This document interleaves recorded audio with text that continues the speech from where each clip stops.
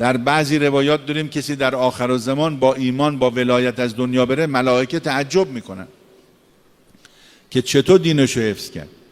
در یک روایت دیگه فرمود در اون زمان سعی بکنید دعای غریق رو بخوانید. غریق یعنی کسی که در معرض غرق شدنه، یعنی یه بار دو بار دیگه سرش زیر آب بره تمام دیگه، نفس بند اومده.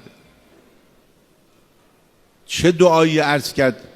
فرمود این دعا رو بخوانه: یا الله و یا رحمان و یا رحیم یا مقلب القلوب. ای خدایی که دلها رو تو میگردانی، گردش دلها دست توست. اگر خدا این دلمون رو ثابت نگه نداره با یه بلا آدم کفر میگه.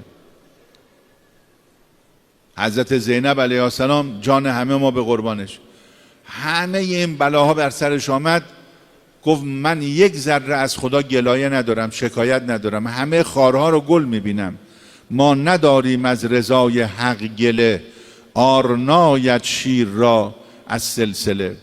ولی آدمی هست که یکم پول و پلش کم میشه، اقتصادش ضعیف میشه، مریضی میگیره، درد میگیره، گرفتاری، کفر میگه.